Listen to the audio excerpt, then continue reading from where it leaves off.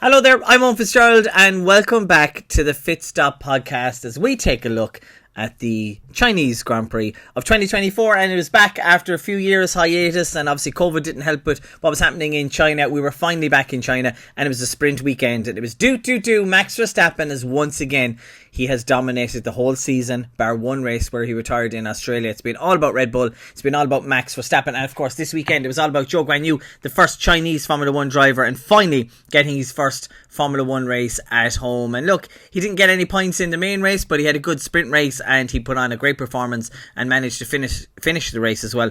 And it was a great moment for him, wasn't it, at the end, where he got to stop on the pit straight and he got to celebrate with his home fans. A lot of people might say online, he didn't score any points, he didn't do anything, but such an emotional moment for him. There's a great picture of him as a child watching it from the grandstands and watching the likes of Alonso now racing against the likes of Alonso at his home Grand Prix. Well done to Eoghain Fitz, and well done for the Chinese Grand Prix for putting on a great event this weekend, if it was a bit strange with the grass going on fire due to sparks in the car. Twice that happened in free practice 1, and that was just very bizarre. I've never seen anything like that. The only thing I've seen go on fire recently was Romain Grosjean, and he survived that, but lucky it did not affect the running. We had a sprint weekend, a new format for sprint as well, so not much time for the team to get a setup and pretty much like qualifying for the sprint, and even the sprint race was really a setup for qualifying and the main event on Sunday. So we saw a bit of a mix order on Friday, and then we came to the qualifying, and it was probably one of the best qualifying we've seen in a long time. The rain came down at the Chinese Grand Prix qualifying sprint. If it was a practice session and practice 2, they wouldn't have really gone out. So we actually did get to see some running, and it was a very exciting qualifying. Max Verstappen not on pole position for once, which was strange. It was actually Lando Norris that was on pole for the sprint race, and of course his lap time was taken off him, as they believed he would have gained time going over 4 wheels on the last corner and going through the gravel, but one of his laps was reinstated as he joined the next lap. He was 3/10 down, so they were able to use that lap time. It was looking like Lewis Hamilton was going to get his first pole position in a long time, but it went to Lando Norris. And Lando Norris did a Lando Norris on it, didn't he? Unfortunately for him, mistake while racing against Hamilton. Just tried to take him on the outside. Hamilton did what Hamilton did best and kind of squeezes you out. Doesn't really contact your car, but makes it kind of your problem. That's how Hamilton raced, and we saw that so many times at the front, didn't we? Against Vettel and against his own teammate Rosberg. Remember, he did that to him, didn't he, at the USA Grand Prix to win his championship? And of course we had that incident at the A1 ring as well. A1 ring, the Red Bull ring. Was it called A1 ring then? Probably was. With Nico Rosberg trying to do that, and it didn't work out very well for him, did he? So Lewis Hamilton with his old tricks, but a great performance by Lando Norris across the weekend, and to get that pole position and then to get second in the Grand Prix on Sunday. But it was a weekend that was dominated by Mr. Max Verstappen. There is just no stopping Max Verstappen. He still managed to win the sprint race, and even when he got ahead of Lewis Hamilton, he went 6 or 7 seconds ahead of him. That's how quick he was. And then obviously pole position for the main Grand Prix on Sunday, and he led the Grand Prix. Few changes with the safety car. Lando Norris stayed out to try and extend the stint, but like no matter what, a virtual safety car, 2 full safety cars. He just had the car underneath him. He even did a bit of a drift at the second last corner, and he asked his race engineer JP to have a look and watch the onboard, but it was just utter dominance again for Max Verstappen. Look, Red Bull and him still haven't had a race where they've actually gone full throttle. They've actually been able to control every race because they haven't been under pressure from anyone else. Lando Norris tried to do what he could do with his strategy, and of course it did help with the virtual safety car and the safety cars. It was looking like it was going to hit him when the virtual safety car came out, that it was bad for him, but it ended up working out for Lando Norris to finish in second place, so he'll be absolutely delighted with that. His teammate Piastri didn't have a great weekend, but McLaren didn't think they'd be good with the slow corners, the long straights and the slow corners in China, but they seem to be on pace all weekend, so well done to Lando Norris. He's still waiting. I'd say he was dreaming, hoping Max Verstappen would retire. So Max Verstappen was the race winner. An hour and 40 minutes the Grand Prix took. That's 25 points for him. 13 seconds behind Lando Norris in second place for McLaren, and Red Bull finishing in third place with Sergio Perez. Not the best weekend for Perez, but you know, he's still there, he's still on the podium, but he's just miles behind when it comes to Max Verstappen. And this week Christian Horner says for him to get a drive in Red Bull for 2025, he needs to keep consistency. So I think he needs to kind of keep finishing second and third and kind of second to Max and pick up a win or two across the season. He'll probably be there in 2025. But that's what happened to him last year, wasn't it? After the Miami Grand Prix, he had the lead, Max overtook him, and then we just never saw Sergio until the end of the season, and he went for that move that didn't work out for him at home in the Mexican Grand Prix. But look, not the worst start of the season for Perez, still fighting away there, 15 points for third place. Charles Leclerc finishes fourth, and I think he's finished in the top four in every race so far this season. It's Ferrari's first race in 2024 without a podium. And Carlos Sainz Jr. in fifth place. They've been fighting it out all weekend. Didn't it get a bit scruffy with them at the sprint race as well? Ferrari just slightly off the pace this weekend. Didn't have the pace of the McLarens. I thought Ferrari would have a better weekend this weekend, but it looks fourth and fifth was the best that the Scuderia team could get at the moment. But you can see the friction, can't you? There's a little bit of friction in the camp between the two Ferrari drivers as Sainz is looking to show his abilities to try and get himself a race for 2025. Interesting enough, Helmut Marko from Red Bull said they weren't able to match the offer he's getting from Audi. I just don't think it's a good move to go to Sauber the way they are now, and then for Audi to come in, it's going to take him a long time, and the new regulations in 2026 could be a tough one for Carlos Sainz. A tough decision, because if he doesn't get a drive with Mercedes and Red Bull are holding on to Perez, he mightn't have a choice. Will we see Bottas or will we see Eoghain Fitz out of Formula 1? We'll find out pretty soon, as silly season will surely unfold again very, very soon. Sixth place for Mercedes for George Russell. They'll be absolutely kicking themselves again. Toto Wolff just says this car is not good enough, it's not fast enough. Sixth place for George Russell. He had kind of Lewis Hamilton all weekend, bar in the sprint race. Seventh place for Fernando Alonso. Solid, I think, performance from Fernando Alonso this weekend to put his car where he did.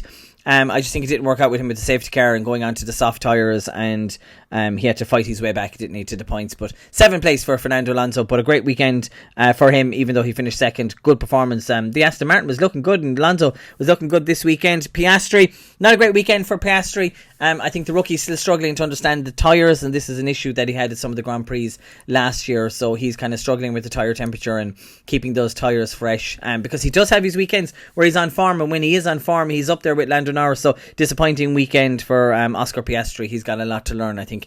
Some of the strategies and some of the keeping the tyres fresh on that McLaren, but look, we know what he can deliver. Ninth place for Lewis Hamilton in the race. Bad race for him. You know, he put his car on the front row in the sprint qualifying, but you know, that was a race that was wet, and when it comes to the wet weather, Lewis Hamilton is probably one of the best drivers ever, up there with Senna and Schumacher, and Verstappen as well, to race in the wet. But not a great performance. 57 seconds off the pace. Imagine it, nearly a minute off the pace of Max Verstappen in ninth place. He'll be very disappointed, and I think Lewis Hamilton will be looking forward to getting himself into that Ferrari. And Nico Hülkenberg getting another point for Haas. Well done to Haas. I mean, they were really struggling last year, and they seem to be kind of fighting for that 10th place. It seems to be the battle at the moment, that 10th place, the last of the points. There is talk in Formula 1. The teams want to bring the points up to the top 12 finishers. I don't agree with it. There was a time back in like the Jordan days where you had to fight for the top 6 to get in the points, and then they made it a bit easier for people to move it to the top 10. They're looking to maybe change it to the top 12. It's to give teams a bit more of a chance, isn't it? Like your Williams and people at the back, just to give them a bit more of a chance. But I think the more points you give out, you might as well just give points to the whole grid for wherever you finish. So I'd like to see it at the top 10. I think the top 10 works. Top 6 was very tough back in the day, but top 10 for me works. 11th place is Ocon. Ocon would have been hoping for a penalty for Nico Hülkenberg, the best he could do, and a lot more friction between him and Pierre Gasly. If you watch some of the onboards, wasn't shown on TV, but if you watch it back, some people were uploading stuff to social from F1 TV, and those two just like to race each other very hard, but Ocon even at the most. But that car is still an absolute donkey. Finished in 11th place. 12th place for Albon. Look, Williams knew they were going to have a tough weekend, and they're probably not ready to get new chassis until the next Grand Prix in Miami, so they'll be happy to get this race out of the way. That was 12th position for him. 13th place then was Gasly. Another bad weekend for Alpine. Not much to say really.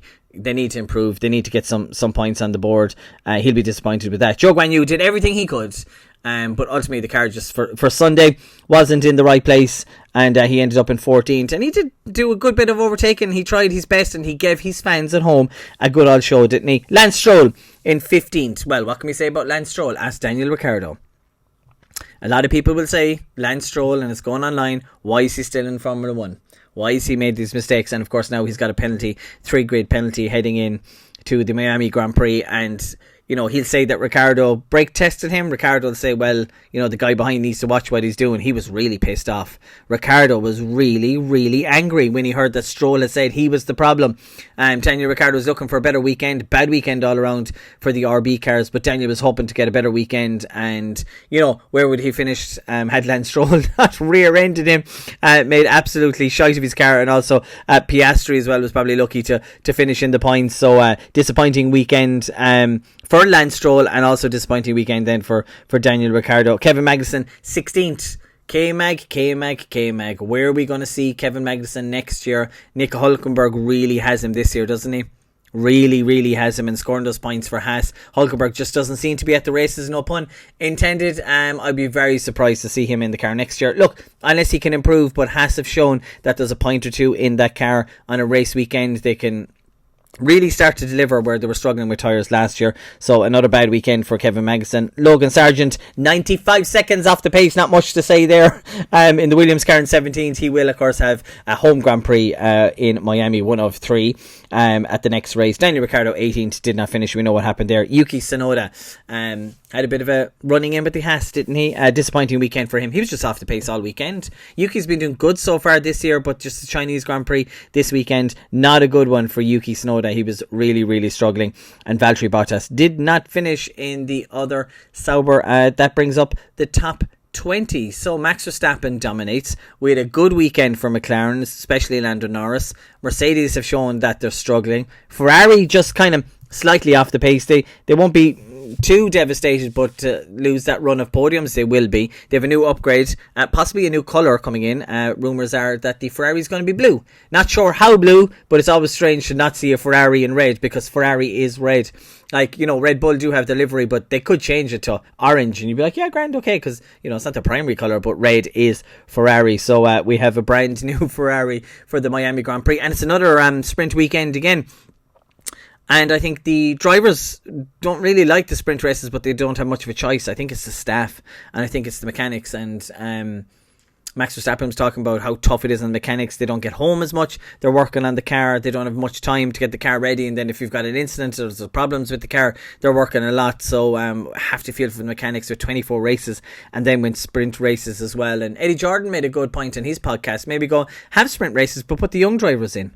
Have a young driver program and get the young drivers to race each other in the sprint and see how they get on. Not a bad idea, Eddie Jordan. Take away the whole points thing and put young drivers in. But then again, if you're Max Verstappen, do you want a young driver ruining your car? No, you probably don't.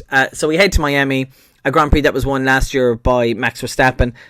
He had a bit of a problem at the start, didn't he? And caught up to Sergio Perez. And after that, I think Sergio Perez just mentally switched off.